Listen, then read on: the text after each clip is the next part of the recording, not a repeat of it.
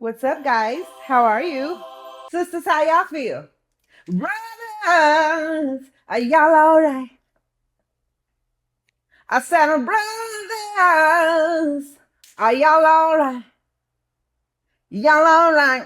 Brothers. Okay, that's enough. Lots to get into. What do we want to talk about today? First of all, what's on my heart is Travis Green denouncing his letters. Oh, brother. Blacks! Oh, brother blacks. Are we seriously doing this? Is this what we're doing in 2025? Okay, first of all, my sideburn, disrespectful. It's an elephant tusk, is how I look at it. Because, ooh, first of all, ooh. Secondly, the church continues to offend. So yes, we're still talking deconstruction. We still talking deconstruction. The church people just keep cutting up, and I got plenty to say, so I'm gonna just keep saying it. I know that all of the episodes are not going to be about church or about deconstruction or about the Bible, but I'm gonna talk about whatever I want to talk about. And if you don't want to listen to it, you probably should not listen to it. And then if you do want to listen to it, you should listen to it. Okay? Because I'm not here to change people. I'm not here to argue or debate people. Or if I sometimes I do feel like arguing, and I will argue, but that's not my goal. There are people who are on the fence, who are going through this journey, who are in self-discovery, who are healing, who are in therapy, who are working on their traumas, and you have to address the trauma that is inflicted by the church. And that leads us to, why is the church inflicting so much harm? That leads us to, what are the belief systems that we are teaching in our churches? How do we get to Christian nationalism? How do we get to such a divide on every Sunday morning between the blacks and the whites and the this and the that? There's 45,000 versions of Christianity alone. We have to look at what we're teaching to see how we got here. How are these people who are praying to the same Christ throwing folks out on the street? We had to talk about it. So yes, no, all the episodes are not going to be about deconstruction, about the Bible, or about Christianity or whatever, but it's what we're talking about right now. I might talk about anything. Okay, I'm supposed to be on Travis Green. Let me get back to it. Travis, don't piss me off.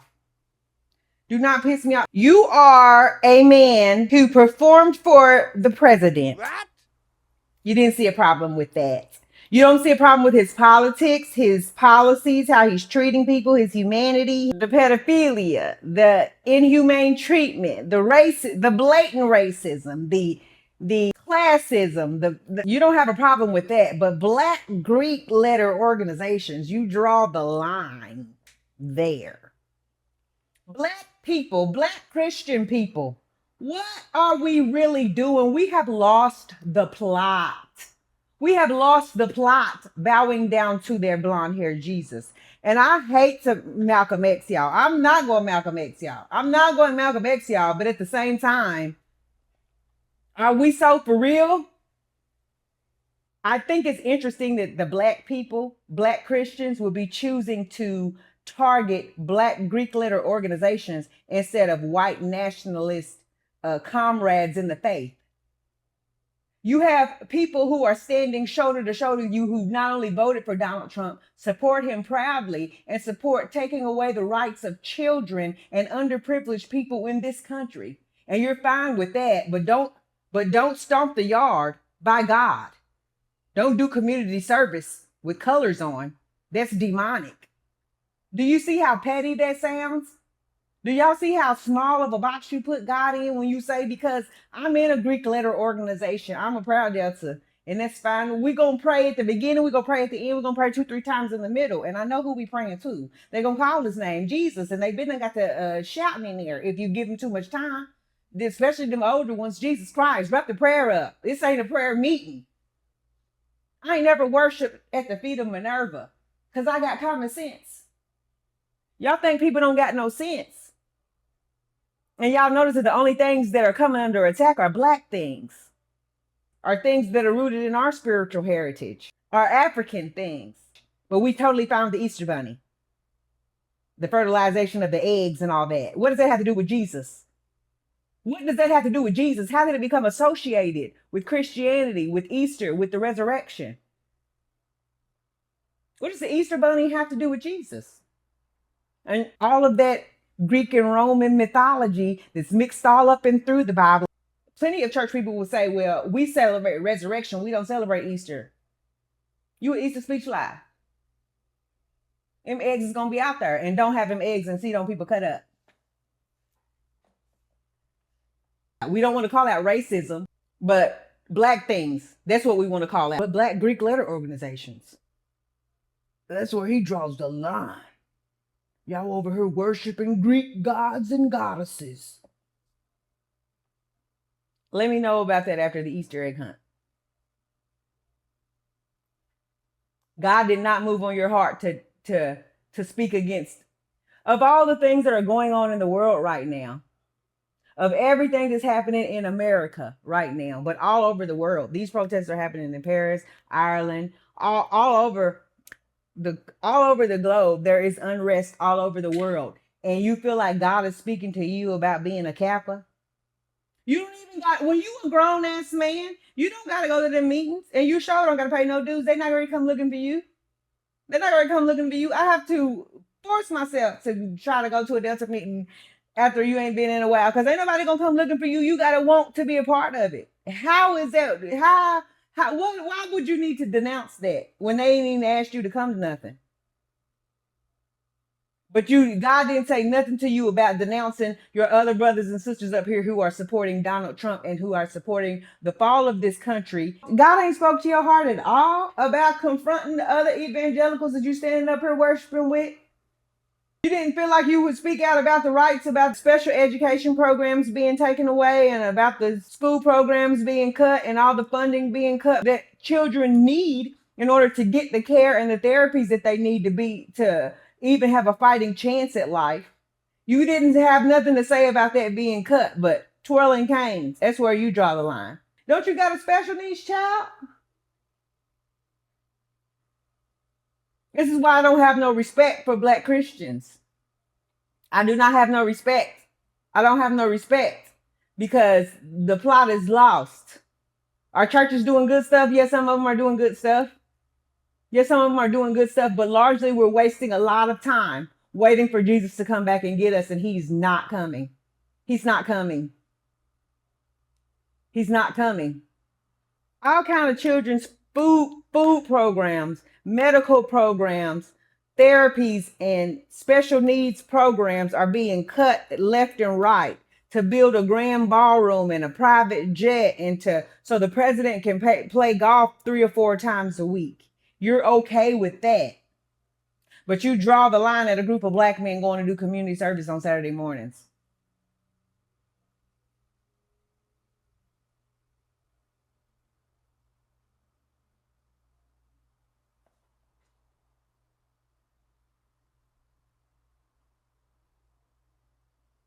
Say what now? Talk about feeding these kids that's hungry. Why don't we stop building the biggest and the largest churches that we can build?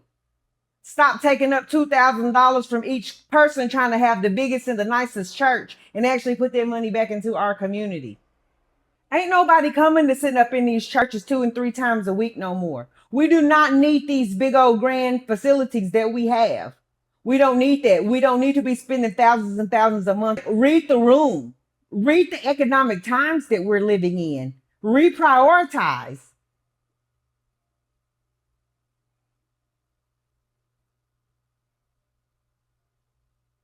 I can't respect it. I cannot respect it. It's not respectable.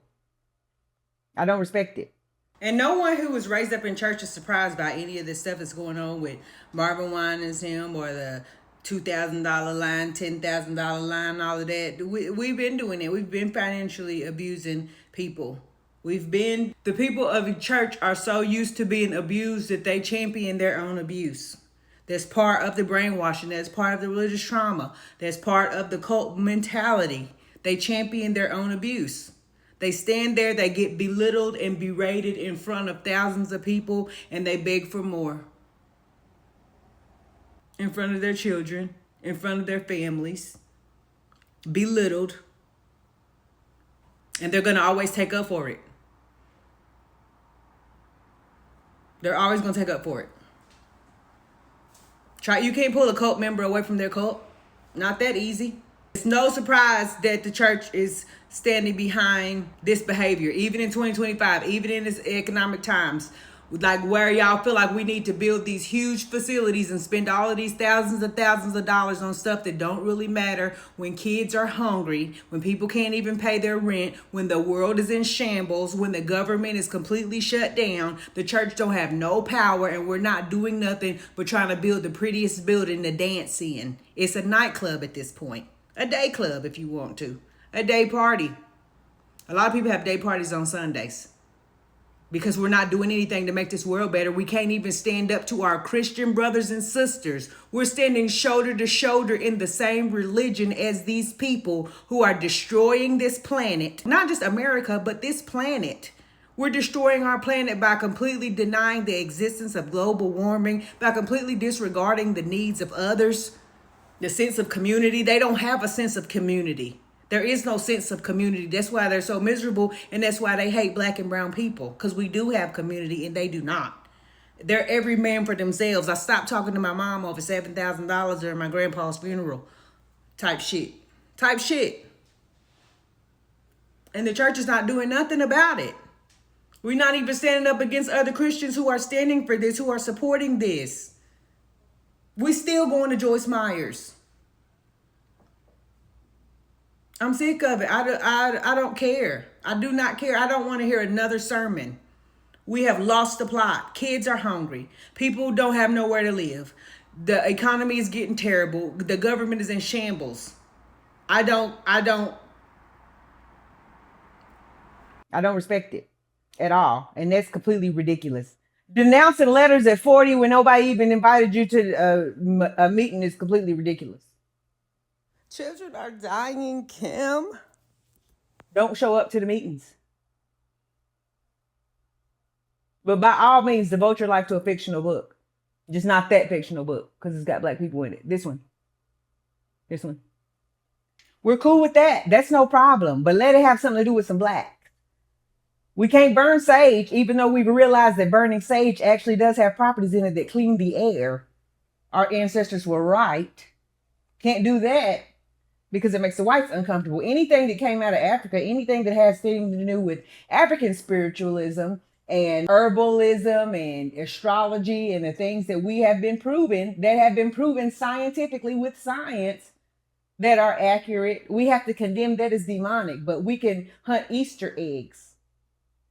We're not wondering where the bunny comes from. All of that Greek and Roman mythology that's mixed all up and through the Bible and all up and through Christian traditions and ideologies. We don't want to call out our evangelical brothers and sisters who are supporting Donald Trump and who are furthering this nationalist movement against the human rights of American citizens. We don't have nothing to say about that. We still going to Joyce Myers' conference. Who did Joyce Myers vote for?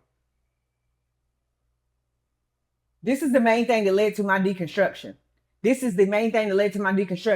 How black Christians, how any moral human can support Donald Trump and what is happening in this country right now. Let me know that that's not a side that I'm going to stand on. If your Christianity can be perverted to that, I had to go all the way back. And when I got to the beginning of that book and I saw a bunch of white men sitting around, it was all I needed to know. Don't say another thing about heaven or hell or nothing that happens when you're already dead. Y'all over here guessing about what's going to happen in the afterlife. Kids is hungry right here. Heaven lasts always. Okay, Miss Seeley.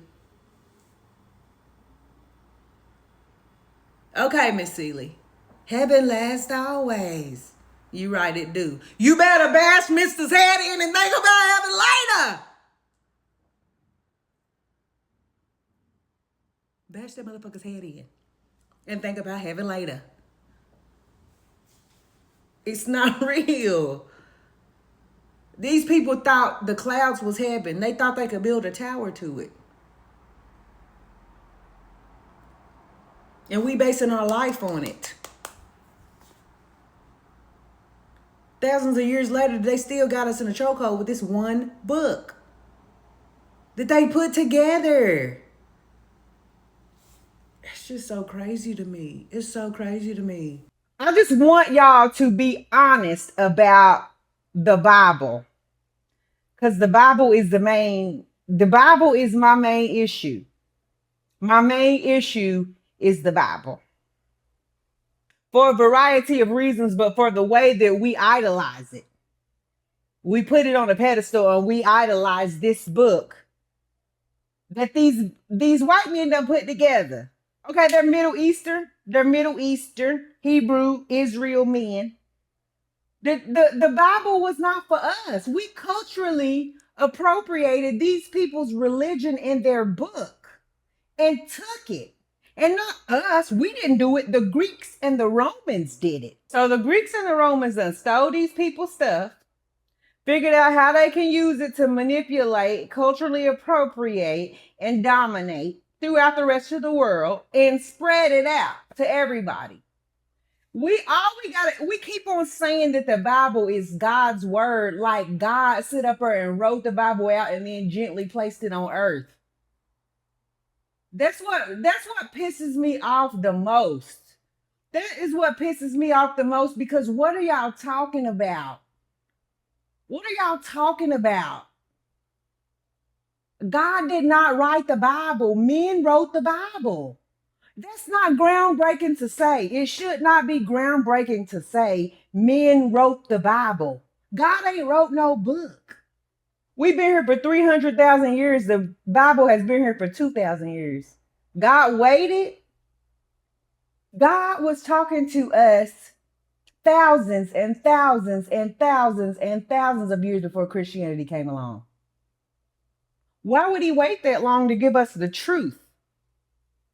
The true gospel. 298,000 years. And he said, let me go on and hit them with the truth. Let me go on and hit them with the truth. Let me go on and hit them with the truth. He waited 298,000 years to bring us the good news of the gospel that sounds remarkably similar to a lot of earlier religions in Christianity. I digress. So when the Greeks culturally appropriated the Bible from the Hebrews, they definitely added in their own mythology. And that's why you will see some of the stories of the Bible and Christian traditions follow. How do we choose what Easter is? The solstice. We're acting like it doesn't have anything, God doesn't have anything to do with astrology, but God created everything and put the stars in their place. But then God is not connected with the stars and the universe. These things don't even make sense. It's because y'all trying to control things and people. The whole stories of the Bible with the Nephilims and the giants, and they were immortal people walking all over the earth. All this is Greek mythology. It's the Greeks, when they culturally appropriated the Bible, when they took the Bible from the Hebrew men, it was never for anybody else but Hebrew men. The women weren't allowed to read. The Bible was not for them. Black people, it wasn't for you. I keep saying Ethiopia Bible, Ethiopia Bible. The Ethiopia Bible came from a Greek. The Romans and the Greeks took the Hebrew stuff like they do, as they've been doing, culturally appropriated, spread it to Africa, America, all over the world, and squeezed it into a box of saying this is God's complete word and he won't speak again. He's done been speaking to us for 250 plus thousand years. You're saying that he didn't start talking to us until these white men came through here with this book? And that this book is the be all end all of his word and he won't speak again and hasn't spoken since?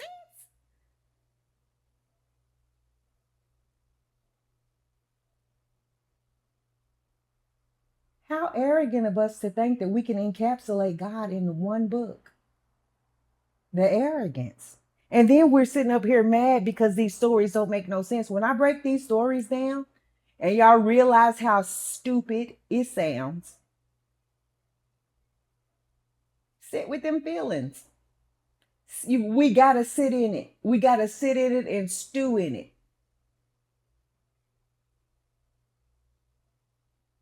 Because we taught this as right.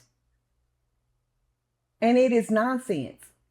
It was Hebrew Israelite men and their understanding of who they thought God was then. And they explained it in their book, and their book was to them. It wasn't until Paul miraculously heard from Jesus when no one else was around, and Jesus made him the spokesman and the author of the majority of the Bible, that even other people were allowed to get involved. And that's when the Greeks and the Romans started culturally appropriating it and stealing it and spreading it out. That's why it don't match us. That's why it supports slavery. That's why it supports incest. That's why it supports rape.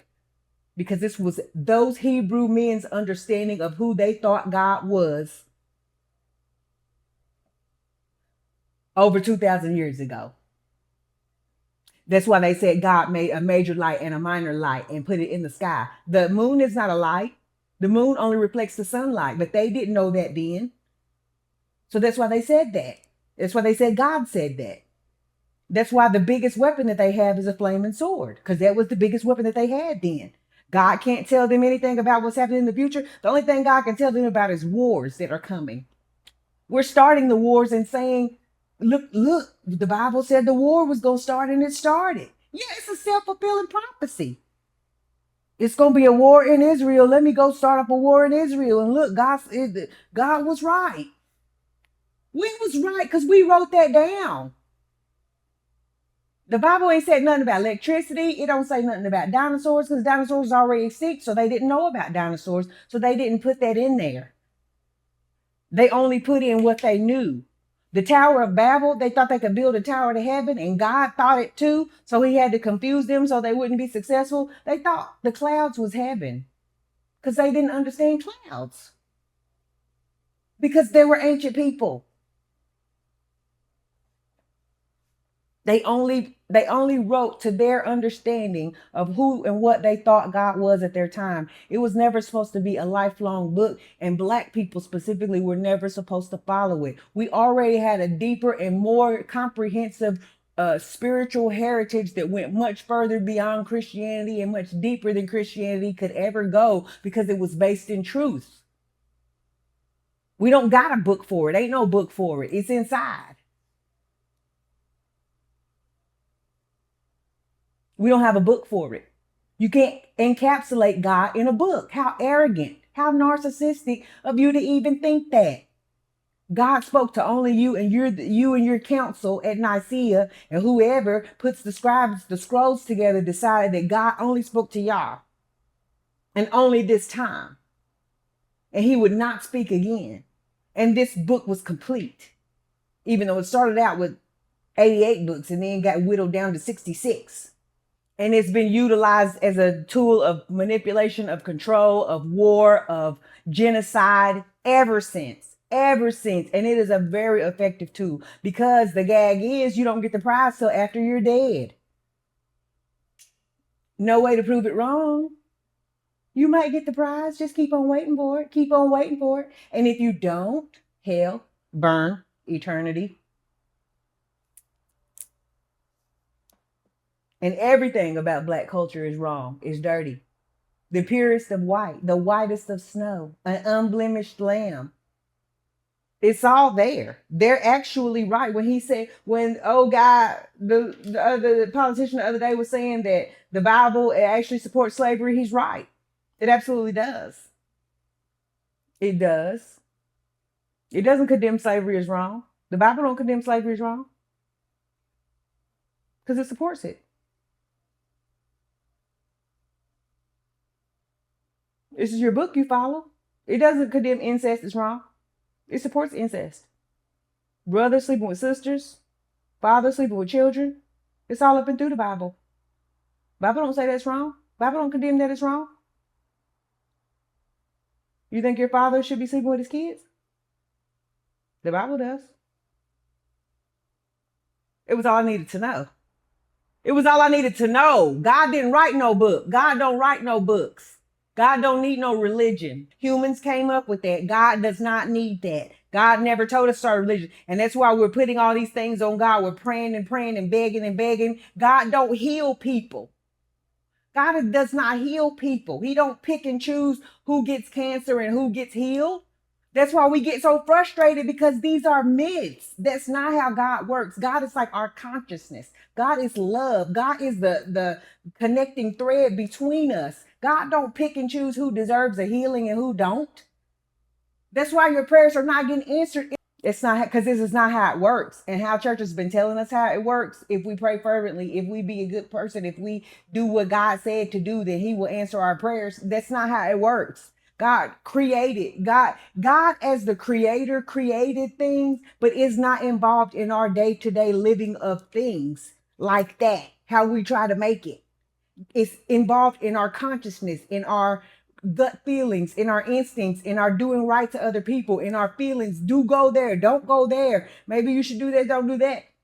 Can you get to God through the church? You can get to God through a back alley. God's inside. It's an inside job. So the hardest thing about trying to deconstruct people's religion is because they usually do feel something. They feel something that they say is real. You felt it because you brought it with you. The God was already in there. You can feel him through Buddhism. You can feel him through Christianity. You can feel him as a Muslim. You can feel God everywhere, anywhere, because God is inside. God is love. God is that still small voice. God is your conscience. God is your consciousness.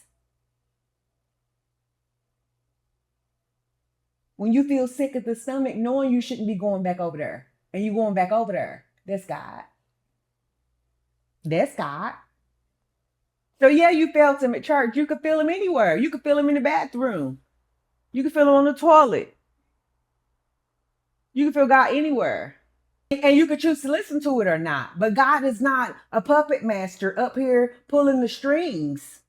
We cannot pray for a specific, it's just not how it works. Or it will work 100% of the time. That's not how it works. That's not how it works. And that's why it doesn't work. Prayer doesn't work like that. God doesn't work like that. We got the character of God wrong because we're following this book that those men put together, and it was their simple understanding of who they thought God was. All right, let's wrap this up. We had to talk about it. So yes, no, all the episodes are not going to be about deconstruction, about the Bible, or about Christianity or whatever, but it's what we're talking about right now. I might talk about anything, but I am taking suggestions about topics, I'm taking questions. I will answer some questions during the episodes, and then, we'll just keep the party rolling. But right now we're talking about deconstruction.